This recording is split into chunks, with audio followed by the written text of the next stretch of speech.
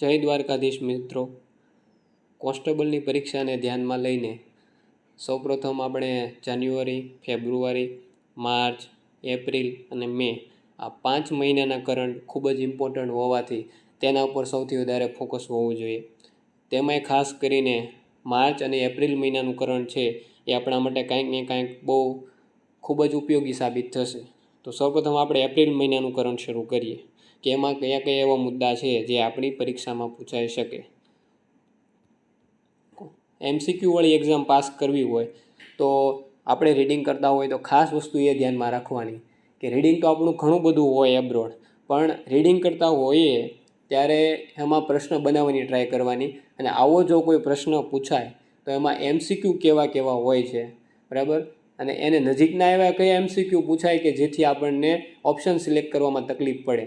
જો મિત્રો આવું આપણે વિચારતા થઈ જશું તો MCQ વાળી પરીક્ષામાં માર્ક્સ લાવવા આપણા માટે બહુ સહેલા બની જશે. તો સૌપ્રથમ શરૂ કરીએ કે હમણાં તે તમિલનાડુ તમિલનાડુ રાજ્યપાલનો ચુકાદો આવ્યો છે. હવે આપણે જાણીએ છીએ કે જ્યારે કોઈ ખરડો વિધાનસભામાંથી પસાર થાય ત્યારે એ ખરડો રાજ્યપાલ પાસે આવે. તો ઘણીવાર એવો પ્રશ્ન પૂછાઈ ગયો કે જ્યારે વિધાનસભામાંથી ખરડો પાસ થાય અને રાજ્યપાલ પાસે આવે તો તેની પાસે કેટલા વિકલ્પ હોય છે. ઓપ્શનમાં હોય છે વિકલ્પ 2 હોય છે, 3 હોય છે, 4 હોય છે કે 5 હોય છે. તો આપણને ઓલવેઝ 3 અને 4માં કન્ફ્યુઝન થતું હોય છે, પણ એટલું યાદ રાખવાનું કે આપણી પાસે 3 વિકલ્પ હોય છે. જો અહીં લખેલું જ છે આપણી માટે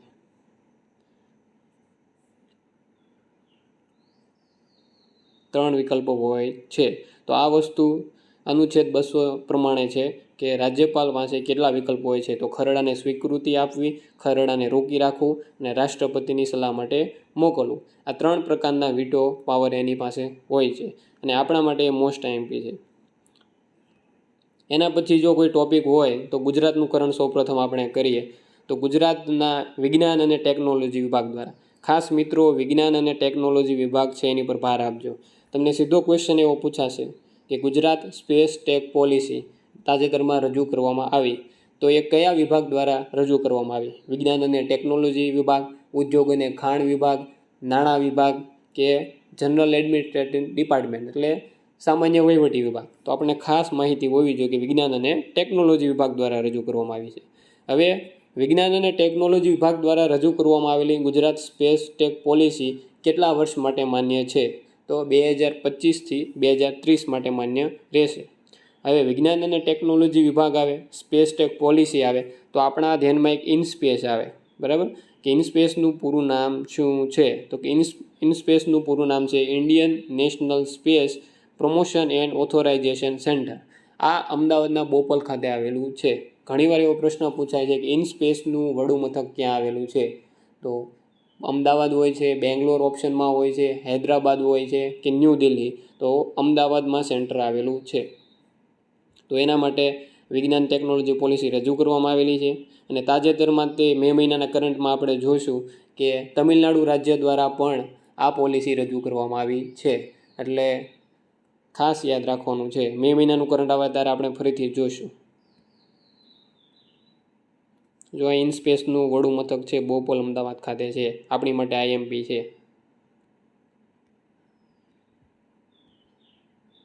નેક્સ્ટ આપણે જોઈશું ઈસરોના નિવૃત્ત વૈજ્ઞાનિક doctor Madhukant Patel AI soil analyser વિકસાવ્યું.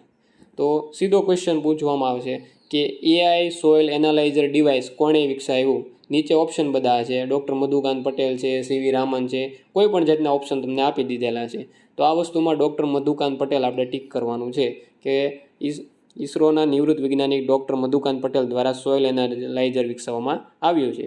હવે આપણી વિજ્ઞાન છે, સામાન્ય વિજ્ઞાન આપણે સિલેબસમાં છે, તો તમને એવું પૂછાય કે સોઇલ એનાલાઇઝર છે એ કયા સિદ્ધાંત ઉપર કાર્ય કરે છે?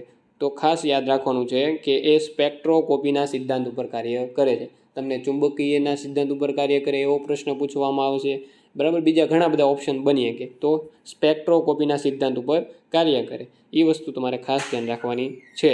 સ્પેક્ટ્રોસ્કોપી, તો આવી રીતે આપણે સ્પેક્ટ્રોસ્કોપીનો સિદ્ધાંત જોયો. તેના બાદ હવે ગુજરાત વહીવટી સુધારણા આયોગની રચના કરવામાં આવેલી છે. તો ગુજરાત સુધારણા પંચના અધ્યક્ષ કોણ છે? આપણા માટે ખાસ ઉપયોગી પ્રશ્ન છે. એ ગુજરાત સુધારણા આયોગના અધ્યક્ષ હસમુખભાઈ અઢિયા છે અને તાજેતરમાં એમણે બીજો અહેવાલ રજૂ કરેલો છે. આના પહેલાં પહેલો અહેવાલ રજૂ કરવામાં આવેલો છે. તો તમને ખાલી એટલું જ પૂછાશે કે ગુજરાત વહીવટી સુધારણા આયોગના અધ્યક્ષ કોણ છે? તો ડૉક્ટર હસમુખ અઢિયા સાહેબ. એમાં 10 પ્રકારના એમણે અલગ અલગ ભલામણો રજૂ કરી છે. સરકારે વેબસાઇટ બનાવવી જોઈએ, પ્રમાણપત્રોની ખરાઈ, ડિજિટલ અને પારદર્શિકતાઓ હોવી જોઈએ, જ્ઞાન ટ્રાન્સફર પ્રોટોકોલ છે. આ ખાલી ઉડતી નજરે એકવાર જોઈ લેવાનું. બાકી ખાસ આઈએમપી અધ્યક્ષનું નામ છે અને ઘણીવાર એવા પ્રશ્ન પૂછાતા આવતા હોય છે. હવે આપણે સૌ જાણીએ છીએ કે એરંડા છે એનું સૌથી વધારે ઉત્પાદન ક્યાં થાય છે? તો ગુજરાતમાં થાય છે. તો સતત 4 દાયકાથી એરંડાના ઉત્પાદન અને વાવેતર વિસ્તારમાં ગુજરાત વિશ્વમાં પ્રથમ ક્રમે છે. આ વસ્તુ યાદ રાખવાની છે આપણે કે એરંડાના વાવેતરમાં કયું રાજ્ય પ્રથમ સ્થાને છે? ગુજરાત છે, મહારાષ્ટ્ર છે, કર્ણાટક છે, તમિલનાડુ છે. તો કયું છે? ગુજરાત છે. અને એ એરંડા શું છે? બરાબર, એરંડા છે રોકડીયો પાક છે, એરંડા એ તેલીબિયા છે. તો એરંડા શું છે? તેલીબિયા છે, કારણ કે એમાંથી તેલ મેળવવામાં આવે છે. અને ખાસ કરીને ગુજરાત મહેસાણા જિલ્લામાં આવેલા કડીની આજુબાજુનો વિસ્તાર છે એરંડાના પાક માટે ખૂબ જાણીતો છે. બરાબર, આ વસ્તુ છે કે આપણે યાદ રાખવાની છે. પંચમહાલના ગોધરા ખાતે ગુજરાતનો 65મો સ્થાપના દિવસ ઉજવવામાં આવ્યો. હવે હમણાં તે ઈસીએફની એક્ઝામ લેવાની, તો ગુજરાત સ્થાપના દિવસ માટે એમણે 2 વિધાન આપેલા હતા. એક વિધાન એવું હતું કે ગુજરાત ગૌરવ દિવસની ઉજવણી પંચમહાલના ગોધરા ખાતે થઈ, વિધાન 1. તો એ સાચું છે. પણ નીચે બીજું વિધાન હતું કે ગુજરાત સ્થાપના દિવસ છે એ ઇન્ટરનેશનલ લેબર ડેના દિવસે, બરાબર, આંતરરાષ્ટ્રીય મજૂર દિવસના ઉજવવામાં આવે છે. તો 2 વિધાન સાચા છે, કારણ કે આંતરરાષ્ટ્રીય મજૂર દિવસની ઉજવણી પણ આપણે કંઈક ને કંઈક 1 મેના રોજ કરતા હોઈએ છીએ. તો આવી વસ્તુ પણ આપણે ધ્યાનમાં રાખવાની છે કે પંચમહાલના ગોધરા ખાતે ગુજરાતનો 65મો સ્થાપના દિવસ ઉજવવામાં આવ્યો છે અને ઇન્ટરનેશનલ લેબર ડે છે એ પણ 1 મેના રોજ ઉજવવામાં આવે છે.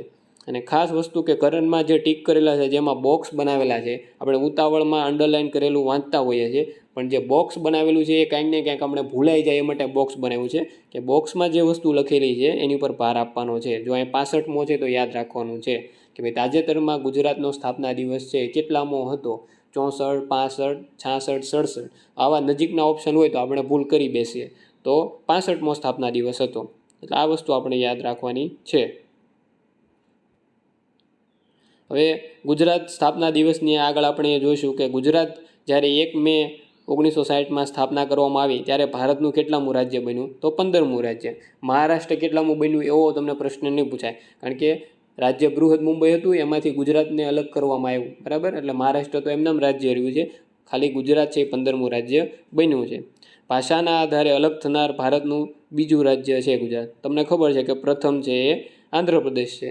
જ્યારે ભાષા આધારિત માંગણી સક્રિય બની ત્યારે પોટુશ્રી રામુલુ તમને ઉપવાસ પર બેઠા અને એમનું 52 દિવસ પછી મૃત્યુ થાય છે. અને પોટુશ્રી રામુલુના મૃત્યુને લીધે ત્યાં અલગ વિદ્રોહ થઈ જાય છે. તો પોટુશ્રી રામુલુનું મૃત્યુ થાય એના પછી આંધ્રપ્રદેશ છે એ રાજ્યની સ્થાપના થાય છે. એટલે ગુજરાત છે એ ભાષાના આધારે બીજું રાજ્ય બને છે. એના પછી એક પ્રશ્ન છે, એકતા કલા અને સંસ્કૃતિના સમન્વય માધવપુર મેળાનું આયોજન. હવે સીધો પ્રશ્ન પૂછાય કે એકતા કલા અને સંસ્કૃતિનો સમન્વય છે કયા મેળાને ઓળખવામાં આવે છે? માધવપુરનો મેળો છે, માણક કોઠારીનો મેળો ડાકોર છે, પછી શામળાજીનો મેળો છે, કે બીજો કોઈ પણ મેળો પૂછી નાખે ઓપ્શનમાં. તો એકતા કલા અને સંસ્કૃતિનો સમન્વય એટલે માધવપુરનો મેળો. હવે માધવપુરનો મેળો કયા પંથકમાં યોજાય છે? તમને ઓપ્શનમાં હોય ઘેડ પંથકમાં યોજાય છે, હાલારમાં યોજાય છે, સૌરાષ્ટ્રમાં યોજાય છે, સોરઠમાં યોજાય છે. તો કયા પંથકમાં? ઘેડ પંથક. હવે પ્રશ્ન ભૂગોળનો પ્રશ્ન એવો આવીએ કે આપણી પાસે કે ઘેડ પંથક કયા જિલ્લામાં આવેલો છે? પોરબંદર ઓપ્શનમાં તમને હોય, પછી સુરેન્દ્રનગર હોય, સુરત હોય અથવા અમદાવાદ હોય. તો ઘેડ પંથક છે એ પોરબંદરમાં આવેલો છે. અને ક્યારે માધવપુરનો મેળો શરૂ થાય? તો કે રામનવમીના પાવન અવસર ઉપર. હવે સાંસ્કૃતિક વારસાનો પ્રશ્ન બને છે અહીં કે રામનવમી છે એની ઉજવણી ક્યારે કરવામાં આવે છે? તો દર વર્ષે ચૈત્ર સુદ નોમ. બરાબર, ખાસ આપણે ધ્યાન વસ્તુ રાખવાની છે કે સુદ છે અહીંયા. બરાબર, ચૈત્ર સુદ નોમ. રામનવમીનો તહેવાર ક્યારે ઉજવવામાં આવે? તો કે ચૈત્ર સુદ નોમના. તમને ઓપ્શનમાં વદ પણ હશે, વૈશાખ સુદ નોમ હશે, વૈશાખ વદ નોમ હશે. તો તમારે ચૈત્ર સુદ નોમ ઉપર ધ્યાન આપવાનું છે. એના પછી એક પ્રશ્ન એવો પૂછાય છે કે દેવ ઉઠી એકાદશી અને દેવ પોઢી એકાદશી. તો દેવ ઉઠી એકાદશી હશે તો કારતક મહિનાની 11 અને દેવ પોઢી જો એકાદશી હોય તો અષાઢ મહિનાની 11. એટલે આ એક બે પ્રશ્ન તમારે ખાસ ધ્યાનમાં રાખવાના છે, બરાબર. બાકી એક ગીતા જયંતિ વાળો પ્રશ્ન પૂછાય છે કે ગીતા જયંતિ ક્યારે ઉજવવામાં આવે, તો માગસર સુદ 11ના દિવસે ઉજવવામાં આવે છે. એના પછી મહાવીર જયંતિ ક્યારે ઉજવવામાં આવે છે, બુધ પૂર્ણિમા ક્યારે ઉજવવામાં આવે છે, કયા મહિનામાં આવે છે, આવા ક્વેશ્ચન પણ આવે છે અને બહુ સિમ્પલ ક્વેશ્ચન હોય.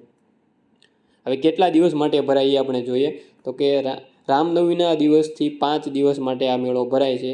એટલે 5 દિવસ એટલે ચૈત્ર સુદ 13ના દિવસે સમાપન કરવામાં આવે છે. હવે તમને ખબર છે કે માધવપુરનો મેળો હોય છે તો શું છે કે અરુણાચલ પ્રદેશથી મિશ્મી જનજાતિ સાથે સંબંધ ધરાવે છે. દંતકથા અનુસાર રૂકમણી છે એ કૃષ્ણ ભગવાનને પત્ર લખે છે અને પછી કૃષ્ણ ભગવાન અપહરણ કરે છે. આ બધી વસ્તુ આપણે જાણીએ છીએ. અને આ વર્ષે ઉત્તર પૂર્વના 8 રાજ્યો, બરાબર, 7 છે, 7 સિસ્ટર છે અને એક સિક્કિમ છે, એમણે પણ આ મેળામાં ભાગ લીધો હતો અને 2018થી સત્તાવાર રીતે રાષ્ટ્રકક્ષાની ઉજવણી કરવામાં આવે છે. એટલે આ વસ્તુ એક આપણે ધ્યાન રાખશું. તેના પછી સંગીત નાટક અકાદમી દ્વારા નર્મદા પરિક્રમાનો અમૂર્ત સાંસ્કૃતિક વારસાની યાદીમાં સમાવેશ કરવામાં આવેલો છે. હવે સામાન્ય રીતે અમૂર્ત સાંસ્કૃતિક વારસામાં જે સમાવેશ કોણ કરે છે કે યુનેસ્કો કરે છે, પણ એની નોડલ એજન્સી જે તે દેશમાં હોય એના દ્વારા કરવામાં આવે છે. તો ભારતમાં કોણ છે, એની સંગીત નાટક અકાદમી છે, બરાબર.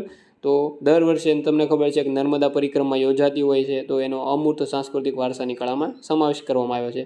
અમૂર્ત અને મૂર્ત બે વસ્તુ હોય છે કે બે કળાનો સમાવેશ કરવામાં આવે છે. તો અમૂર્ત કયા છે ને મૂર્ત કયા છે, તો કે જે સાંસ્કૃતિક વારસો હોય છે એને સ્પર્શ ન કરી શકાય તે અમૂર્ત છે, બરાબર. મૌખિક પરંપરાઓ છે, મેળાઓ છે, અને જેને સ્પર્શ કરી શકાય તે કેવા છે, મૂર્ત સાંસ્કૃતિક વારસાની કળાઓ છે. આ વસ્તુ એક આપણે ખ્યાલ હોવો જોઈએ, બરાબર. પણ આ વસ્તુ તમારે યાદ રાખવાનું કે નર્મદા પરિક્રમાનો અમૂર્ત સાંસ્કૃતિક વારસામાં સમાવેશ કરવામાં આવ્યો છે. ક્યાંથી શરૂ થાય તમને ખબર છે કે રામપુરાથી શરૂ થાય છે, તિલકવાડા વચ્ચે પૂરી થાય છે. તેના પછીનો પ્રશ્ન છે કે ગુજરાતના પૂર્વ શ્રમ અને નાણામંત્રી તથા સમાજ સુધારક સનદ મહેતાની સ્વામી જન્મ. આમાં તમારે એટલું જ એ વસ્તુ યાદ રાખવાની છે કે ગ્રામીણ વિકાસ બેંકની સ્થાપના કરવામાં સનદ મહેતાનો ખૂબ ફાળો છે. બાકી એવો કંઈ પ્રશ્ન પૂછવાની સંભાવના નથી. પ્રસિદ્ધ કથક નૃત્યાંગના કુમુદિની લાખિયાનું 95 વર્ષની વયે નિધન. હવે આ આપણી માટે ખૂબ જ આઈએમપી પ્રશ્ન બની જાય છે. સૌપ્રથમ પ્રશ્ન તમને એવો પૂછાશે કે કથક નૃત્ય સાથે નીચેના પૈકી કયા કલાકારો સંકળાયેલા છે, બરાબર. તો એમાં કાંઈક ને કાંઈક કુમુદિની લાખિયાનું નામ હોય તો કરવાનું, અથવા કુમુદિની લાખિયા છે નીચેના પૈકી કયા નૃત્ય સાથે સંકળાયેલા છે. તો એમાં કથક હશે, કથકલી છે, ભરતનાટ્યમ હશે, ઓડિસી હશે. તો તેમાં ખાસ કથક ઉપર ફોકસ કરવાનું છે કે કથક નૃત્ય સાથે સંકળાયેલા છે. અને તાજેતરમાં તે 26મી જાન્યુઆરીના રોજ પદ્મ વિભૂષણ એવોર્ડથી એમને નવાજવામાં આવેલા હતા. એટલે એ વસ્તુ એક યાદ રાખવાની છે. અને એક વસ્તુ યાદ રાખવાની છે કે 7 વર્ષની ઉંમરે બિકાનેર ઘરાના પાસેથી કથકની તાલીમ લેવાની શરૂ કરી અને લખનઉ ઘરાનામાં એ ભણ્યા હતા. અને અમદાવાદમાં 1967માં કદમ સ્કૂલ ઓફ ડાન્સ એન્ડ મ્યુઝિકની સ્થાપના કરેલી છે. હવે બીજું એમના ગુરુ કોણ હતા એ વસ્તુ યાદ રાખવાની છે કે લખનઉ ઘરાનાના શંભુ મહારાજ પાસેથી શિક્ષણ મળ્યું, બરાબર. તમને પ્રશ્ન એવો પૂછાય કે કયા ઘરાનાથી શિક્ષક મેળવ્યું, તો લખનઉ ઘરાના અને શંભુ મહારાજ તથા પંડિત રવિ બિરજુ મહારાજ. હવે પંડિત બિરજુ મહારાજ આવે કે શંભુ મહારાજ આવે તો એ પણ એ કથકના જ છે, એ પણ વસ્તુ યાદ રાખવાની છે, બરાબર. કથકનું ઉદ્ભવ સ્થાન છે એ ઉત્તર પ્રદેશ રાજ્યને માનવામાં આવે છે, બરાબર. કથક છે એ કયા વિસ્તાર સાથે સંકળાયેલું છે, તો ઓપ્શનમાં તમને કેરળ હશે, તમિલનાડુ હશે, આંધ્રપ્રદેશ હશે, અથવા અરુણાચલ પ્રદેશ કે આસામ હશે. તો એ કથક છે એ ઉત્તર પ્રદેશ સાથે સંકળાયેલું છે. અને એને નટવરી નૃત્ય પણ કહેવામાં આવે છે અને વ્રજભૂમિની રાસલીલા સાથે સંકળાયેલું છે. તમને એવો પ્રશ્ન પૂછાય કથક નૃત્ય છે એની વિષય વસ્તુ શું છે, કૃષ્ણ રાધાનું પ્રેમ છે, ભક્તિભાવ છે, એવા બધા ઓપ્શન હશે. તો રાધા કૃષ્ણના પ્રેમનું દર્શન થાય છે. અને બિરજુ મહારાજ છે, લચ્છુ મહારાજ છે, સીતારા દેવી છે, દમયંતી જોશી છે વગેરે કથક નૃત્યના જાણીતા કલાકારો છે. આ વસ્તુ એક યાદ રાખવાની છે. તે પછી ગુજરાતના સ્વતંત્રતા સેનાની સરદારસિંહ રાણાની 155મી જન્મજયંતિ. હવે એમનો જન્મ કંથારિયા ગામ ખાતે થયો. કંથારિયા ગામ છે સુરેન્દ્રનગરમાં આવેલું છે. 155મી જન્મજયંતિ છે. ખાસ વસ્તુ ઉપર જો ધ્યાન આપવું હોય તો એ રાજકોટમાં આલ્ફ્રેડ હાઈસ્કૂલ સાથે ગાંધીજીના સહઅધ્યાયી હતા. ગાંધીજી એમને સદુભા નામથી ઓળખાવતા હતા. એ વસ્તુ એક યાદ રાખવાની છે. લંડનમાં શ્યામજી કૃષ્ણ વર્મા સાથે એમની મુલાકાત થઈ. પછી આ એક આઈએમપી પ્રશ્ન અહીં બને છે કે 1907માં જર્મનીના સ્ટુઅર્ટગાર્ડ ખાતે યોજાયેલા આંતરરાષ્ટ્રીય સમાજવાદી પરિષદમાં સરદારસિંહ રાણા અને મેડમ ભીખાઈજીએ કામાએ ભાગ લીધો હતો. અહીંયા પ્રશ્ન એવો પૂછાય છે કે આંતરરાષ્ટ્રીય સમાજવાદી પરિષદ ભરાણી એક જર્મનીના કયા શહેરમાં ભરાણી હતી અથવા કયા દેશમાં ભરાણી હતી? તો એમાં ઓપ્શન તમને જર્મની, ફ્રાન્સ, ઇટલી, યુકે એવા ઓપ્શન હશે. અથવા જર્મનીના શહેરો હોય તો સ્ટુઅર્ટગાર્ડ, બર્લિન એવા હોય છે. તો સ્ટુઅર્ટગાર્ડ ઉપર આપણે ફોકસ નહીં કર્યું હોય તો કાંઈક ને કાંઈક આપણે બર્લિન કરીને આવશું તો આપણું ખોટું પડશે. વર્ષ 1909માં મદનલાલ ઢીંગરાએ બ્રિટિશ લશ્કરી અધિકારી કર્નલ વિલિયમ વાયલીની હત્યા કરી તેને રિવોલ્વર સરદારસિંહ રાણાએ આપી હતી. આપણે પ્રશ્ન એવો પૂછાય કે વિલિયમ વાયલીની હત્યા કોણે કરી? મદનલાલ ઢીંગરા, શ્યામજી કૃષ્ણ વર્મા, પછી સરદારસિંહ રાણા. તો એમાં ભૂલ કરવાની નથી, તો મદનલાલ ઢીંગરાએ કરી હતી.